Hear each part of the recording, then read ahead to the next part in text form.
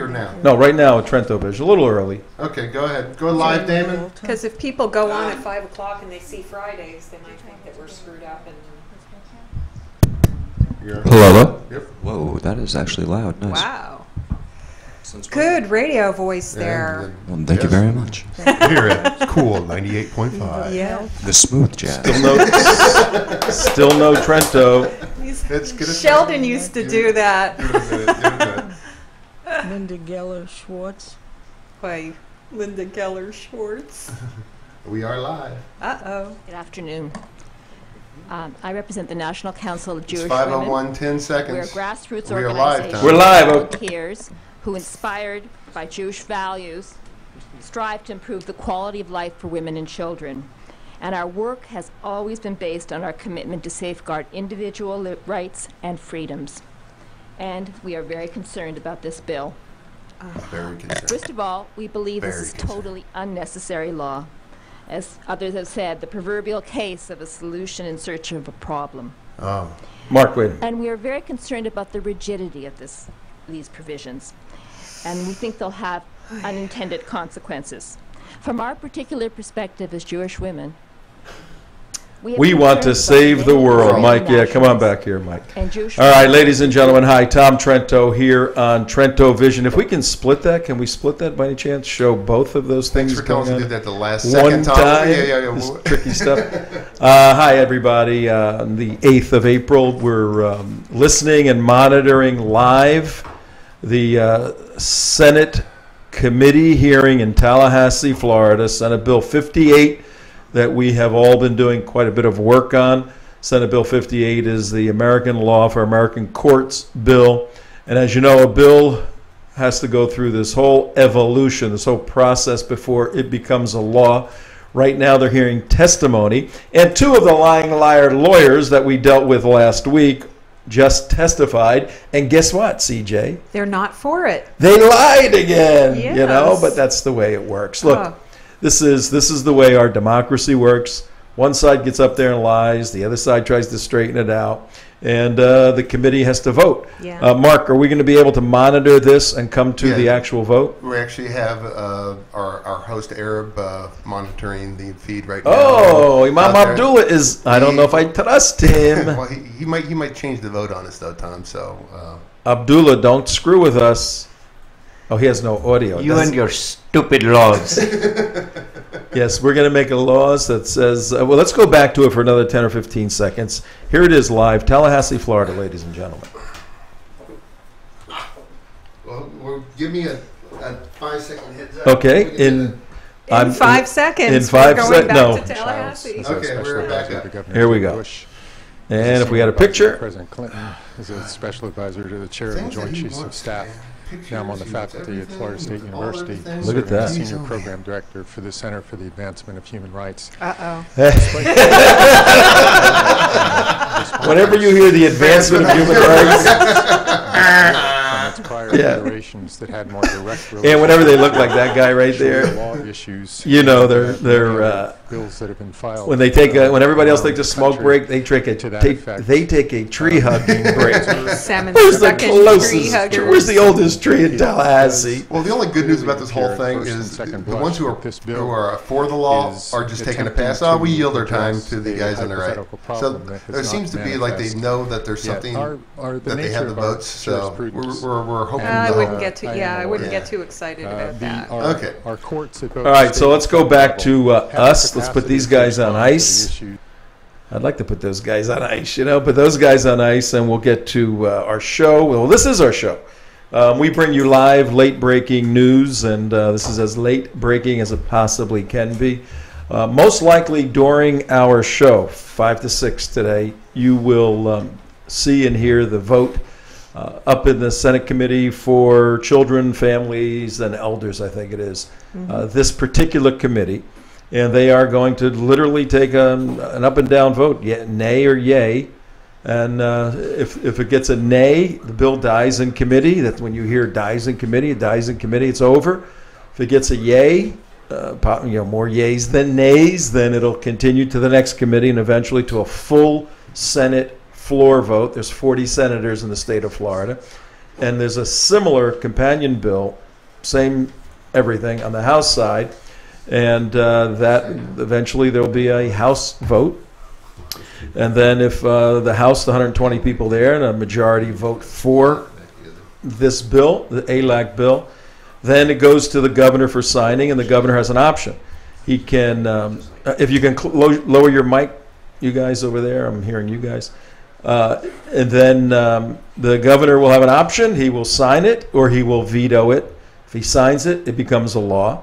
And then some of these folks, I'm sure, will file a lawsuit against the bill, and then it may go through the courts, but it may not. It may be thrown out quickly. But we're going to follow it because 4 states. Yeah, look at that shot. It's kind of an interesting shot. That's kind of weird. Yeah. That's very Star Trek looking. There should be around. stars behind me or something. Tom's floating through the air. That was interesting. 4 states so far have passed the bill. There's been no end of the world worries, folks, but the rights of women and children primarily are further enhanced and protected by the U.S. and Florida state constitutions as a result of this bill. That's why we are for the bill. We have a new format, as you know, and our new format will not be in full effect. Mark is back. Hey, let's welcome Mark back. J. Mark Campbell. Been away all week. He is back in action. Is there? You have a camera on you where people can see you? No, Mark? he's in the back listening Oh. to the committee. Okay. Yeah. Mark is back. He is the big brain here, the technical brain. We need to get a shot of Mark's brain. He actually brought The it. brain. I wonder About if the it's brain? We can yeah. do that. Yeah. Is it Yeah, as let's get a messy shot as of the it. rooms he occupies? Well, I don't know, but the brain is pretty cool. It's a good brain. We'll show you that in a second. But Mark is back now, so we're going to be moving more toward our television format, which will have unique segments and all this other kinds of jazz for you. But again, our content is national security issues and national security. Oh, here it is. Don't Here's drop Mark's the brain. Don't drop the What is it brain. made out of? Oh, it's made out of breakable stuff. There we go. There we go. How's that? He's awful white. He is white, man. He's Yeah, whiting out that's the a place. mighty white brain you got there. We are holding up. Who are we holding up here? The brain. Yeah, but what is his name? The brain. The brain. He's Thank you, invisible brain. because he's got some green in him. So you better take him back and keep him safe and sound. That is pretty cool. Okay. You got it? Chop chop. Yeah. We get to bring our toys to work. Yes. Only the those guys. So it's going to take us the month of April to sort out exactly the format. We're experimenting with a few different things. So we thank you for bearing with us. We thank you for the donations. I would like to say as they're come flowing and filing in, they're a little slow for those of you out there.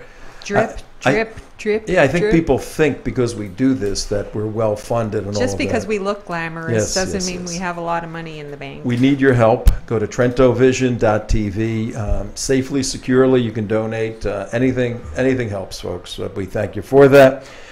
We are also in the process of producing a couple of specials. One of them is going to be on the EMP, electromagnetic pulse bomb, and that'll be out mid-May. And another one we're going to do is this Gordian knot that a lot of counter-jihad activists like us have kind of twisted ourselves into. Is it Islam or Islamism? Islam versus Islamism or Islamist. What does Islamist mean, and how is it distinguished technically, authoritatively, doctrinally, and etymologically? You know, what word should we use when we refer to Muslims that want to kill Jews, Christians, and take over the world? Well, we're doing a special on that. It'll be a 30-minute special to establish a guideline for language on these battles. This week's today we're on Holocaust Remembrance Day. Got some cool, very interesting stuff for you. And I thought I was hearing something. And this week, probably Thursday, Friday, we're going to have Pamela Geller. She'll be Skyped in live and in color. She-devil. Yes, and Pamela is involved in a controversy up in Great Neck, Long Island, where she'll be speaking this Sunday morning, the Great Neck Synagogue. We will speak to her before that, get the latest and greatest information. And I don't know if you know this, CJ, but Habib Ahmed is under investigation By? by those who investigate people. Nassau County Attorney. Because he used the Nassau County Human Rights Commission in his signature in the 7 deadly emails that we exposed. Excellent. I hear, you have to close that door, I hear TV or something in the background. And we also are going to have on this week, probably live also, Ben Smith. Remember Ben Smith? I sure do. Ben is an effeminate kind of guy, about 6'5", Not even close. 240, 250, 8-10 years Navy SEAL. Is he coming down here? Yes. He is the featured speaker this weekend at Billy and Karen Vaughn's Operation 300. Excellent. Where they're going to host about a dozen children of fallen special operators for the weekend and provide that kind of guidance and input that their dad would have, but he's no longer with them. Right. Camping and shooting and fishing and all those sort of Not girly activities. Not girly activities. So Ben is going to be the inaugural speaker and I think that's and wonderful. mentor. Yeah. And are you so. taking him Yeah. to the Everglades? No, we're not doing all that. You're not doing He's all got to that? go back. He's involved in some interesting stuff. Okay. So that's this week. But right now, let's quickly cover a couple of news items. Okay.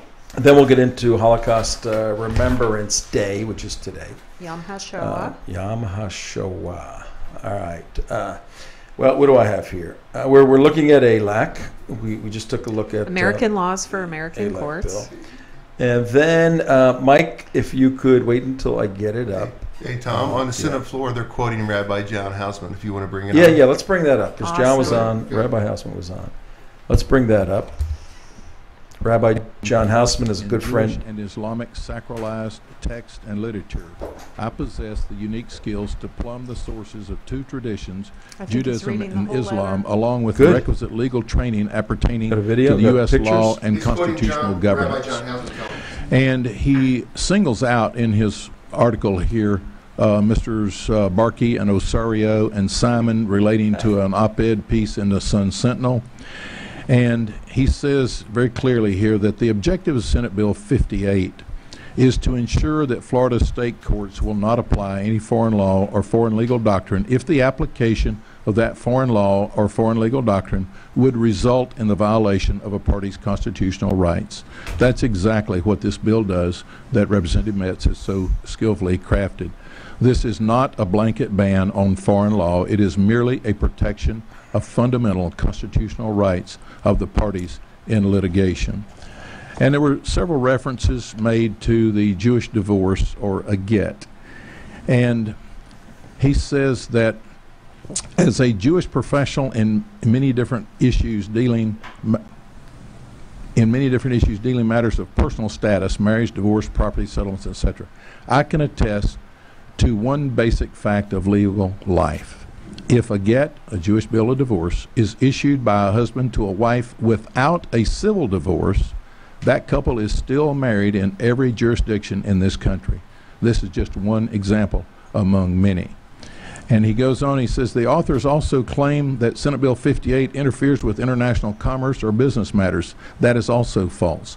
In fact, there is a specific provision that recognizes the right to contract. However, the right to contract is not absolute. State courts must not impose any foreign law or foreign doctrine that would violate fundamental constitutional rights. And in closing, he says the key question in this debate is, does foreign law as a legal system act in consonance with the constitutional legal principles so cherished by and supported by over 2 centuries of American case law? Or does it stand for diminution of the rights of many segments of our population? Senate Bill 58 is the answer to this question. It is one of the surest methods to protect our constitutional legal system. And with that, Madam Chair, I would ask your favorable vote on this good bill. Thank you. Awesome. Yeah, that was. Please call the roll. And do we have They're that? voting right now. They're calling a roll. Yeah, put that back on. Let's watch this. Clemens, Senator Dean, Calling a roll. Yes. Senator Dietert, Here we go, ladies and Senator gentlemen. Diaz-de-la-Portilla, Yes. Senator Grimsley, Senator Thompson, Senator Hayes, We got it. Madam Chair. No. Yes. Yes, that's it. We got it. You got it. Wait. Let's listen. I just counted 2 no's. What? Let's listen. Okay, The so drama. the bill passes 5-4. Yeah, 5-4. I 5-4. would like to be recorded Leave it on. favorably, voting favorably for Senate Bill 226, 736. Okay, it's over now. All right, 1048. let's explain what just happened. Come over here now. 1210. Okay. Mike, All right, what just happened, folks. 2 seconds ago. Yeah, I mean, you're going to read about this in about an hour as the reporters file it, because it's a very controversial piece of legislation, and you're going to read about it in newspapers tomorrow, and you're going to see it on the news tonight. But You heard it first. you heard it first, right here, TrentoVision. We brought it to you through the magic of our radio show that is, as Mort says, what? Television for your eyes or something? I miss Mort. I can't Radio talk for to him. your eyes. Radio Vision. Radio Vision. Radio Vision. But seriously, we just brought you the live feed from Tallahassee, and you heard the Senate Committee on Children, Elders, and something else.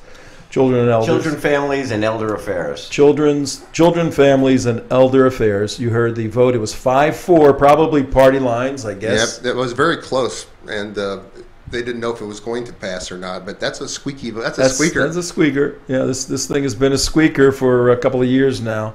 But this is huge, Tom. This is huge. It's big, and now it advances. I think there's maybe one more committee than a full floor vote. But that's very, very good news. Sounds like they planned Muslim Capital Day a week and a half late.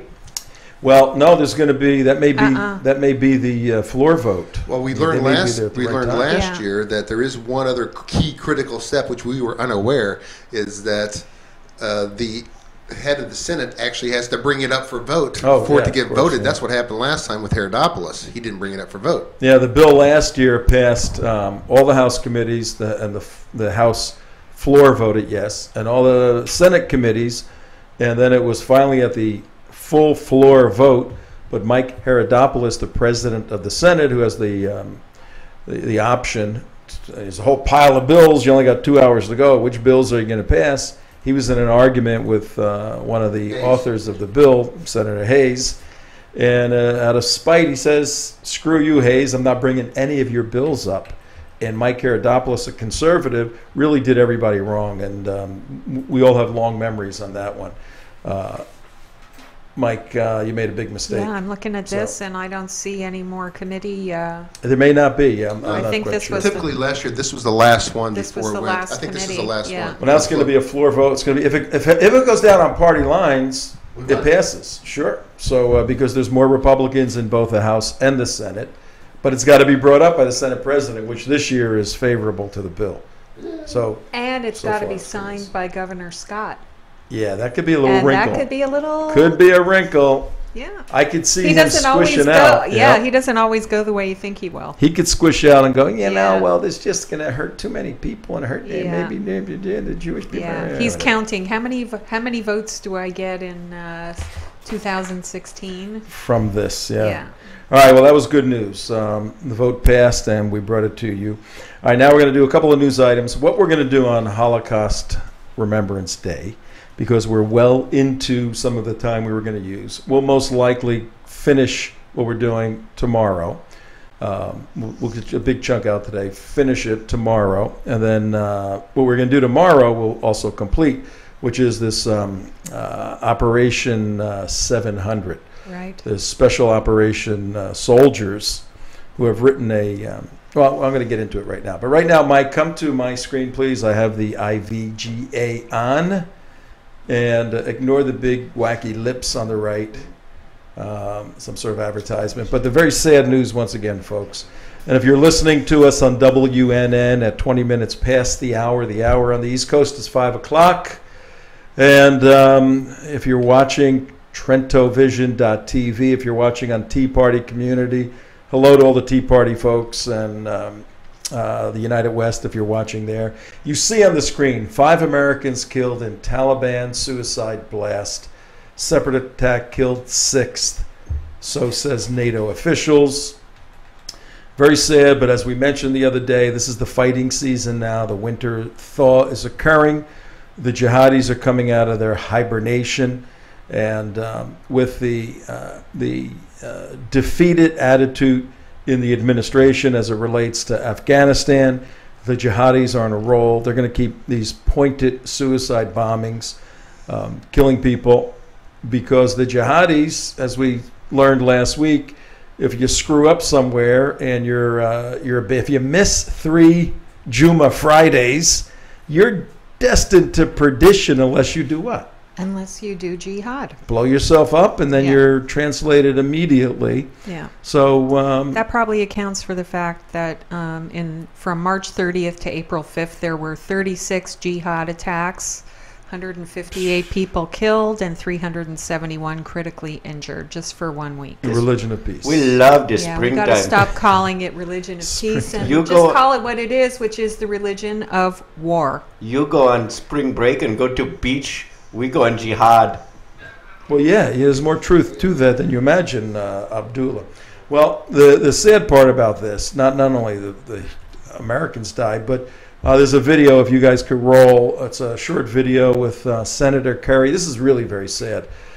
Kerry last week was in Afghanistan, and he met with a young lady, Anne, a diplomat there, foreign service. She's not a foreign services officer yet. She's a foreign services employee, but she was the assistant press secretary to the embassy, and he met with her last week, and this weekend she was killed. Let's just run this short tape. Take a look at this and listen, please. You got to close that door. Biana, good morning, everyone. We begin with that deadly day in Afghanistan. 6 Americans killed. This is from Good Morning America. This morning we're learning more about one of the victims, the first diplomat killed on the job since last year's attack on the U.S. Embassy in Libya. ABC's Nick Schifrin has the details. Today, friends and family are mourning a 25-year-old they describe as vivacious and loving. Anne Smedinoff loved to travel and posted photos on her Google page from all over the world. She worked in Afghanistan as a press officer and in Venezuela before that. This morning, an outpouring of sympathy on Twitter and from her parents in a statement. She was such a wonderful woman, strong, intelligent, independent, and loving. You left us too soon. Everything we stand for is embodied John Kerry speaking. in what Anne Smedinoff stood for. Yesterday, Anne was driving down this road in southern Afghanistan behind the convoy of the local governor. They were about to deliver books to school children. That's when 2 suicide attackers sped straight for Anne's truck and exploded, killing 3 troops, a Pentagon civilian, and Anne, the first State Department diplomat killed in Afghanistan since 9/11. Anne knew the risks but wanted to help rebuild this city, part of the same team I met when troops first arrived here. I saw them helping build a school just like the one they planned to visit yesterday. As U.S. soldiers pull back in Afghanistan, the diplomats on the front line are more important and more vulnerable, including the youngest and most promising. Nick Schifrin, ABC News, London. All right, well, there's an inherent problem in here. We're just giving you a taste of some of the national security concerns going on around the world. There's an inherent problem in it. We don't have time to discuss it. But we're nation building. We're helping build a nation. Yeah, we've already set a timetable for withdrawal. We have no business being there, building schools, hospitals, whatever. Gather up your stuff, get the heck out. Yeah. That's it. Yeah, and if you're going to build a nation, if that's a decision, a nation is built upon its core principles. Yeah. We help them draw up a constitution that is Sharia compliant. Yeah, that's just absurd. So Sharia doesn't allow, in many respects, women to be educated. Well, the Taliban doesn't. They interpret the doctrines as a man only. Bottom line, if the United States is going to be building nations, you're going to have a democratic constitution, not a religious Sharia compliant constitution, which is Islam. Well, anyway, maybe how can you have democracy without literacy. Well, yeah, these are big issues. We're just giving you guys a taste of some of the problems that we've seen over the past couple of days. But rest well, everyone, because these problems are being managed. Mike, you can come to my screen, by this great commander-in-chief, once again, playing golf. So this weekend, while all hell was breaking loose around the world, President made sure to go to Andrews Air Force Base, a protected little golf course there, and played another round of golf, second time in 2 weeks, spring break. And here, if you look at this picture right here on the left, we got the president waving, and on the right, we got Whitey. He's got a Secret Service agent, carrying his golf bags. It just completely ridiculous. Up into Air Force One. This is an earlier one. I think this is the Palm Beach flight. His trip down here to Palm Beach to play with Tiger Woods cost $1 million. No big deal. So the president is out there. There he is, just eyeing up the next shot. And getting shot in the middle of the battlefield are our troops. So, okay. All right, let's go to the next little item we have here. I got for you guys, what do we have? I got so many different things. We got this problem going on, and this leads to one of our topics for tomorrow. Yeah. Mike, come back to this screen. The mother of Sean Smith. Remember Sean Smith? Sean Smith from Benghazi. From Benghazi. He was a 34-year-old young guy, a intelligence officer, analyst. He was in the compound with Chris Stevens, the ambassador. Yeah. He was killed. Well, the mother has been just going after the government, and now it's turning out that members of her own family are kind of running protection for the United States government. Her own family members, in-laws, are telling her, shut up. The government has it all under control. And she wants to know answers. Right. What happened? Why did my son die? Where are the people that have been injured? Right. And not only does she want to know answers, but so do these guys right here. Mike, come back to this screen. And here's our story for tomorrow. We're going to dig into this a little deeply. It's very, very important. It's called Special Operations Speaks. And Special Operations is a group of special operators, soldiers who have been involved in special forces. And a couple of them got together, and they wrote this letter today. And the letter was sent to the House of Representatives. And it's about the Benghazi attacks. And they say the undersigned are just a representative group of 700 military special operation professionals who spent the majority of their careers preparing for and executing a myriad of operations to rescue and recover detained or threatened fellow Americans. That's what the Special Forces guys do. One of the things they specialize in. And you know what? We ain't buying the Obama administration line that everything's okay in Benghazi. And they have a list you can see right here of how many? 16 key questions. Tomorrow, we're going to go through each of those questions, and we're going to ask the questions. And when you start looking at this, look at it, Boykin. I mean, every general, colonels, majors, sergeants, and these are hundreds, if not thousands of years of experience between these 700 people. And they ain't buying what the Obama administration right now is selling. So, and we would not... Did we already have hearings on this issue of Benghazi that settled all questions? Yeah, sure. Yeah. We would not be we would not be complete. It would not be complete if we didn't, on our Around the World look at some national security, Islamic Jihad issues, if we didn't take you to the googling eyes of Vladimir Putin. And you got to look at our page right now. What we have here is the Facebook page of Femen. Remember Femen from Friday? Yep. Who was Femen? Yeah, who was Femen? Some The girls that write on their breasts. Yes. You like that stuff, Abdullah? Some No. bare-breasted activists. It is very, very un-Islamic. I do not appreciate. Did you hear about the Muslims that went to the strip club? They went to the Islamic strip club? No. They said, show us your face. That's pretty good. That's pretty well, good. Femen, we did a big story on them last Friday regarding their desire to go after Islam and say, we don't want any Sharia, we want none of that. Well, they want to free Amina in Morocco. Yeah, the catalyst for it, this latest campaign of activism was Amina in Tunisia.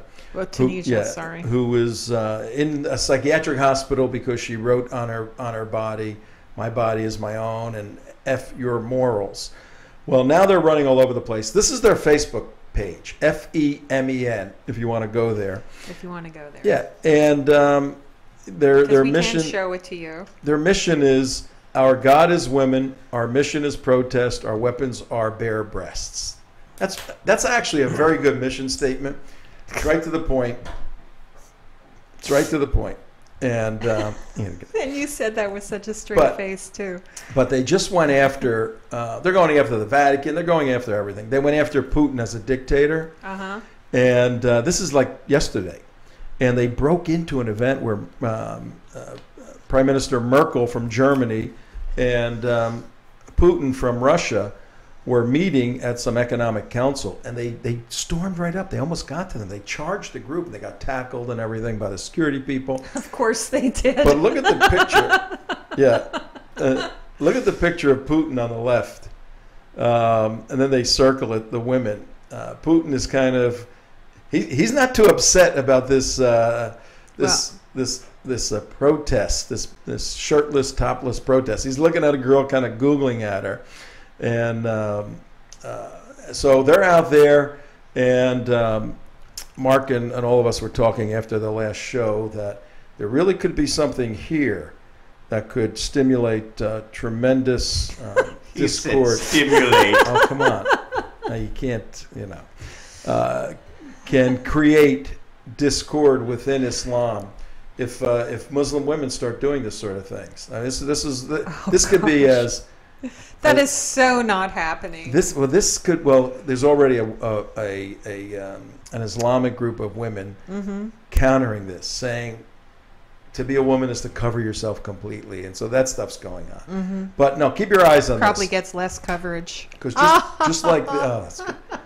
Keep your eyes on this because, and many of you will, because this could be like the rapturous '60s. Repeat ALAC in segue. Oh. What does that mean? I don't know what that means. Play it again? Yes, I was trying to make it smooth and transitional, but it's like in your segue, repeat the ALAC. Oh, okay. Yeah. Okay. But you came up here like, I got some, something cool. Something to forget about. Okay. So, all right, now we're segueing out of here. We're going back to our topic. See what happens with this 1 hour show. You started it. I know. The founder of Segway died on a Segway. No way. Yeah, he off yes. the cliff. Oh, he went off the cliff. That's right. Yeah. That's right. Yeah. Yeah, that was bizarre. Yeah. That was bizarre. In any event, let's go. Back to us here. All right, that's a little look around the world at some of the crazy stuff going on, but stuff we need to keep our eyes on and ears open to hear the movements on the ground.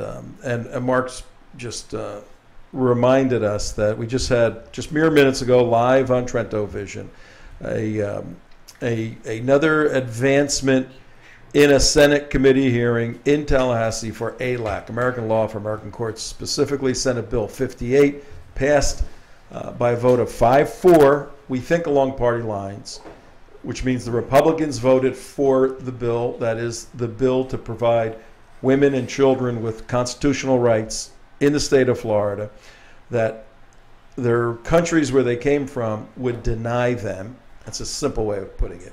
And Democrats voted to allow a person's religion, whether it's Jewish or Christian or Muslim, to deny an American citizen their constitutional rights in the state of Florida.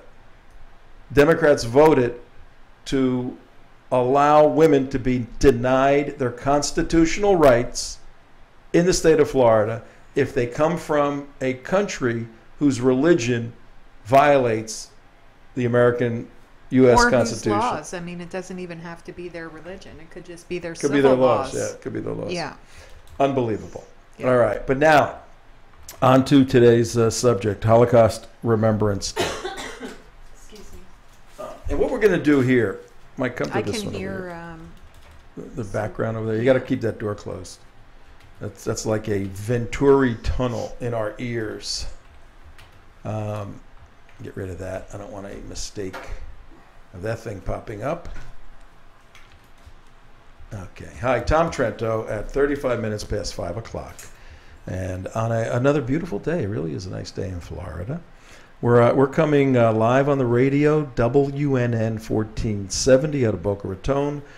Signal going from North Miami, Fort Pierce, and even on a good day makes it into Orlando. But if you're watching on TrentoVision.tv, you can see us here. And we deal with all things national security. Our sister organization is the United West. I can hear. Yeah, Mike, cut Mark's mic off. That when you guys aren't talking, that thing sounds like the ocean in the background. Oh boy, isn't that better? No, he just turned it back on. That's trying to be. One, two. Is it yours? Okay. No. Trying to blame it on us, man. It's CJ's mic. Well, it just got quieter. That's picking up set. Okay, well, we're moving along. All right. Okay, so how do you Holocaust start this? Remembrance. How do I start Holocaust Remembrance? Yeah. Yeah, well, we're going to do something a little differently. If you've been watching, yesterday there was a march in Boca Raton and in Israel and really countries all over the globe.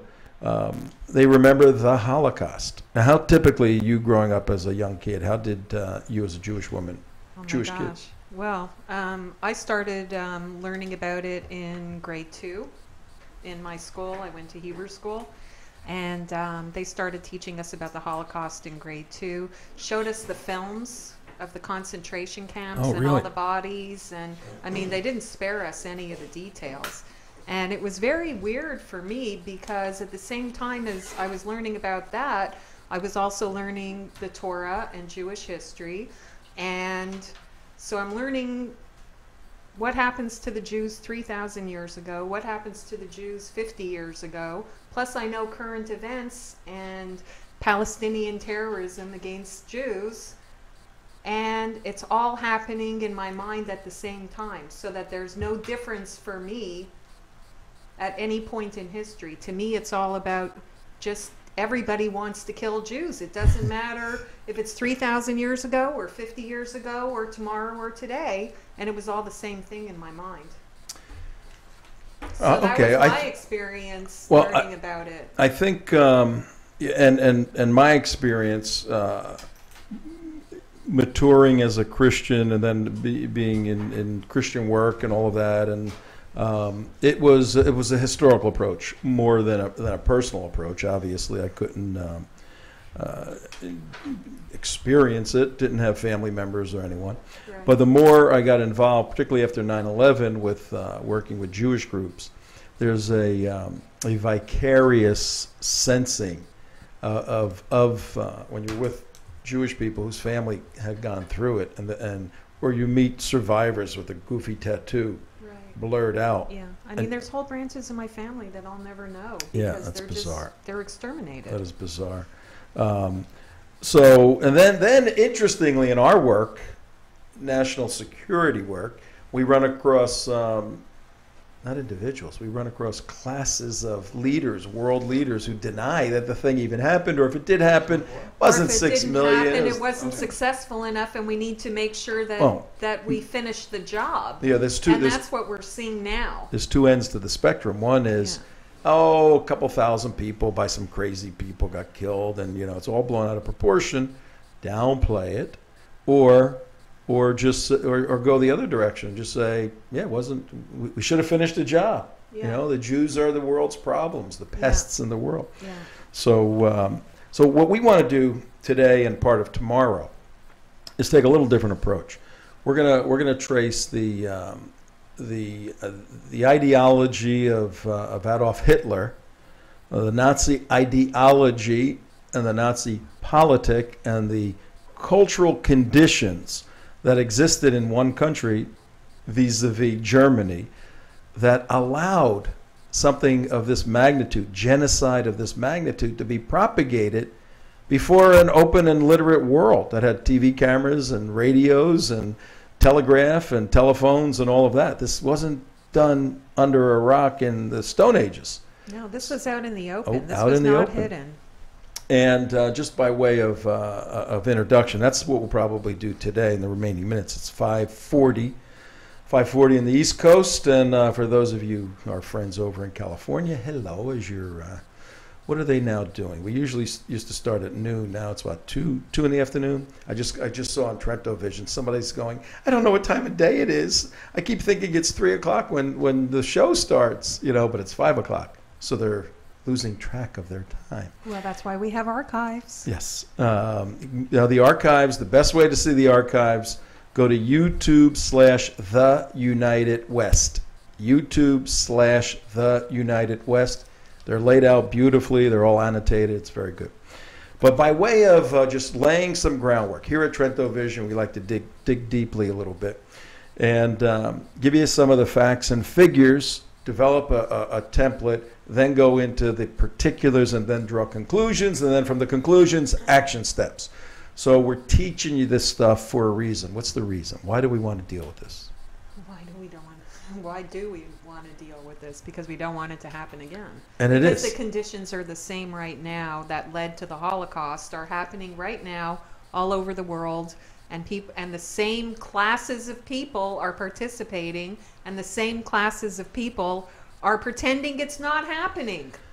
And that's why instead of just looking at the devastation in the camps and all of that and grieving for that, we're going in a little bit of a different direction. We're going to our show today and tomorrow is going to be a warning, and our thesis is what you're remembering that occurred almost 70 years ago is ripe for the occurring right now. See all these books right here? All these books.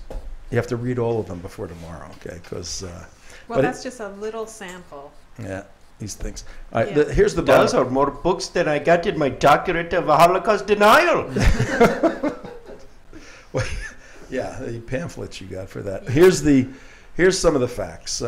In Europe in the 20s and 30s, there were a total of 9 million Jewish people. 9 million.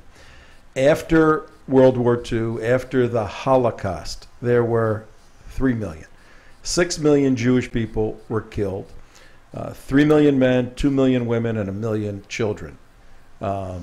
3 million men, 2 million women, and 1 million kids. Just think of killing one person. What's involved in killing one person? I mean, we can't even have those thoughts. I actually think that number's way low, Tom. Well, this is Jewish people. That's what I'm talking about. I still think. No, these are pretty good numbers. Where the numbers go up. There's a lot unaccounted for in the former Soviet Union is probably what he's talking about. In where the numbers really go crazy is they threw some other people in there too, as they were cleansing the race. But if we can get agreement on 9 million worldwide, I think we're doing pretty good. But just think of killing. Okay, we got to kill a person today. All right, now we got to kill 2 people. All right, now we got to kill 1 million. Just think of the logistics involved. And somebody's got to spend their time figuring out how to kill people. You've got to get the person. You've got to transport them. Then you've got to, and you don't want the world to see this, so you have to do this somewhat secretly. And then you have to have some way of doing it quickly. And then when a body, starts to decompose, you've got to take care of that. So just on and on and on.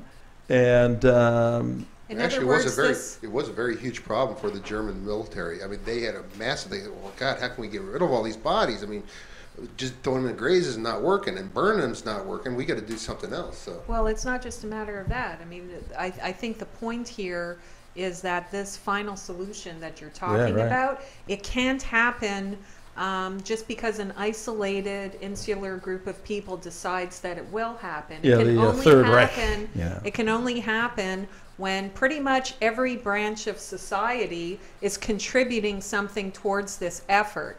So you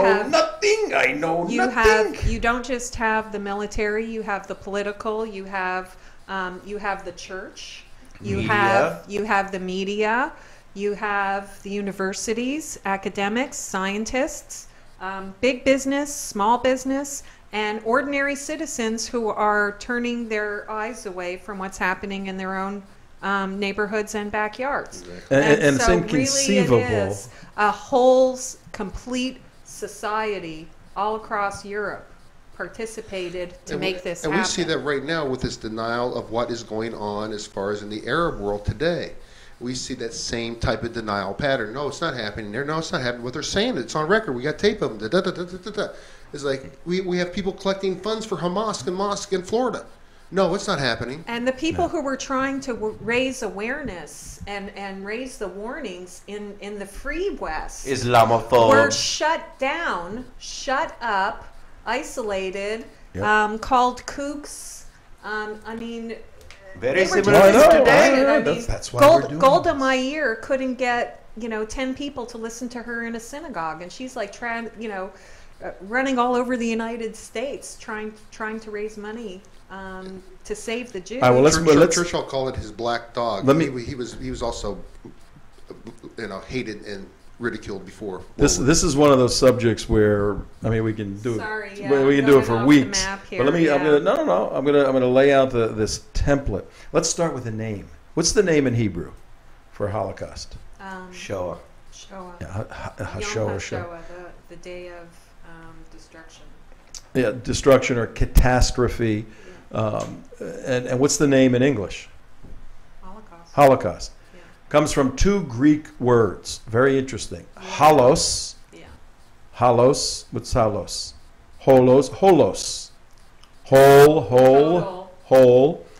And custos. Holocaustos. Destruction. Burnt. Custos in Greek means burnt. Yeah. So holocaust, whole burnt. People were burnt in whole. That's the etymological foundation for the concept of Holocaust, burning people completely. A crazy term, but it was selected through an author back in the. Well, the term I have a problem with the whole Holocaust is the word genocide, because acting like the Jewish people are a race. They're not a race. They are a religion. And I always had a big problem with that terminology. That's the whether, and there's a big debate in Judaism. Are Jews a race or just a nationality? That's another issue. Let's go back, though, just to start our little study on the Holocaust. Really, we got to go back to 1914. The beginning of World War I. World War I lasted from 1914 to 1918, 4 years. And it was ended by a treaty in Paris, Treaty of Versailles, June 28th, 1919. So World War I is ended in 1919. And the Treaty of Versailles basically said, Germany caused the war, got to disarm Germany, and they got to pay everybody back a ton of money. Right. Okay? So we're coming out of Germany fell, the Ottoman Empire fell too. All the empires broke up. It was the end of the Austrian Empire, all of that stuff. Yeah. Austro-Hungarian, Hungarian. So just for our streamlined template, Germany got blamed by this Treaty of Versailles for causing World War I. Therefore, they had to disarm, like we did with the Japanese, and they had to pay everybody a ton of money. Yeah. Which was, in essence, was a bad treaty. It didn't give Germany a chance to rebuild. But I'm not giving them an excuse. It wasn't. No, history records many who said, you gotta help these people out a little bit. I mean, you're putting the screws to them, right? But after what had occurred, And because the screws were put to them, the people were, after the shock of the war starts to wear off from 1918, life goes on. 10 years later, you got new people that are being born and all of this. They're going, what do we do? I wasn't even here. I'm paying all these taxes. I didn't do anything with this. Well, plus, especially, by 1929, you have the Great Depression, which hits everywhere in the world. And it was but in Germany. It was only great in Germany. Well, I gotta lay out some groundwork Germany here. Before. I gotta lay out a little groundwork here. In 1889, a wonderful man by the name of Adolf Hitler was born, and April 20th. So if your birthday is on April 20th, change your birthday, okay? And he died on April 30th, 1945. He's 56 years old. Or did he? Yeah. In 1918, when World War, now here's where this starts getting very interesting. 1918, when World War I ends, Hitler was 29 years old, right? Younger than you guys in here. 29 years old. He was already a war hero. He was a hero, a German hero, in World War I, and at 29 years old. Yeah, he was a messenger. He actually got mustard gas attacked. That's the reason he didn't use gases later on in his career. In 1919, he joins the German Workers' Party. So he's now 30 years old, and he's starting to say, all right, I'm out of the service here. War's over a year. I got to get political. He joins the German Workers' Party, which was a precursor, basically, to the Nazi Party. It's when he started moving in that direction. So he's 30 years old, 1919. 1923, so for 4 years he's been running around in the German Workers' Party. In 1923, he tries to overthrow the government. He's 33 years old, and he's involved in a coup in Munich to overthrow the Republic. Is that the beer hall incident? Yep, that's the beer hall. The beer hall putsch. Yep. Beer hall putsch. Okay. Yeah. And he tries to overthrow it at 33 years old. He's caught. He's thrown in jail. He's in jail 1923 for 1 year. What does he do in jail for 1 year, from 1923 to 1924? Mein Kampf. He writes, "My Jihad." That's right. My Jihad. It actually was literally translated as My Jihad by Hassan al-Banna, founder of the Muslim Brotherhood, and distributed throughout all of Arab land. And still a top seller. It's a bestseller. It's a bestseller. Amongst those people who can't read, they'll read that one. Yeah. And the essence, his three primary points of Mein Kampf, my struggle, were the Treaty of Versailles was unfair to the German people. Now, I mean, that's beautiful. First of all, he was a phenomenal manipulator of masses. So to now, how many years are we removed? 24, 18, 6 years removed, 5 years removed from the war. And everybody was upset. He's saying the Treaty of Versailles was terrible, horrible. And he was a war hero, too. He was awarded the Iron Cross. Yeah, he was a hero. And he then says, communism is terrible. Communism's going to ruin us. So he's getting 2 yeses, and a good persuader, a good salesperson will get a couple of yeses, to make it easy for the one where people would probably say no. That's how you tricked us. Yeah. That's the reason we're here. Would you like an exciting life? Would you like an exciting life? Sure. Would you like to go places? Sure. There's no money involved. Oh, okay. Want to see my bunker, little kids? So he gets a yes on Versailles sucks. He gets a yes on communism sucks. And then he says, and by the way, those pesky Jews. Those Jews, they suck too. They gotta go. Those wild. Those Jews gotta go too. Yeah. And that was Mein Kampf. Yeah. Versailles was no good, communism was no good, and Jews were no good. Yeah. And but interestingly, he actually allied himself initially with the communists to help overthrow the German government. Well, what's very interesting in 1933 now, and you could see the strength of character and all of that he has, and how he can parlay that into movements.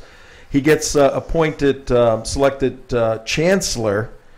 President Paul von Hindenburg, the Hindenburg was named after, at 43 years old, 1933. Hitler becomes and chancellor. That's because the Nazi Party won 200 and 30 seats in the Reichstag in the election of 1932. So they had to give somebody from 37% of the whole parliament. So they had to give him. He gets it. Yeah. And he goes on he changes the Weimar Republic to the Third Reich. Well, first of all, he burned down the Reichstag in the middle of all that to kill his opposition. The people who helped bring him to power. He wiped those guys. Yeah, if you're a dictator, you got to do that. Yeah, you got to kill out the opposition. So he burned down the Reichstag, and that was actually the signification of to create a crisis. Right, Sound to create familiar? a crisis. Right. To create a crisis. Does that sound like blame that? the communists. But he also he had this tremendous capability, and it's well written by scholars now, of his capability to hypnotize a nation. He was an orator. He was an amazing orator. I hate the Jews. But the Third Reich is an interesting concept. The Third Reich is empire, basically. The term Third Empire. So what he saw two empires before he wanted to establish the third. First empire, and these are interesting dates.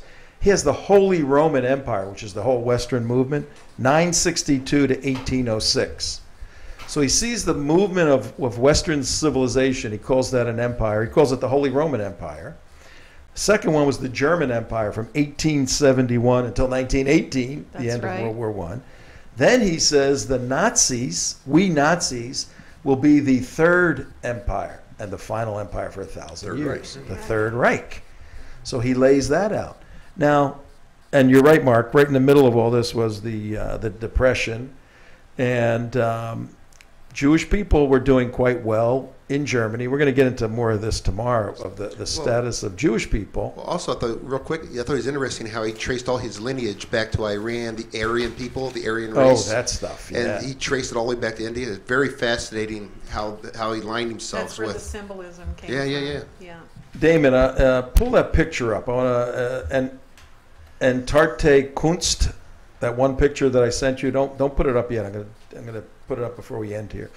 In 1933, he took Protocols, which was written in Russia in 1908. Protocols of the Elders of Zion. Yeah, which is basically a book that secretly recorded a cabal of Jews planning to take over the world. Yeah, which was written by the Tsar's secret police. And it was, it's known as a fraud, but people still, we're going to get into Nicholas that. II, yeah. Henry Ford, though, in 1920, printed up 500,000 copies in the United States and distributed. But Hitler now, he has Mein Kampf. Now he goes and gets somebody else's book, Elders, the Protocols, and he says, look, I told you, somebody else even discovered this.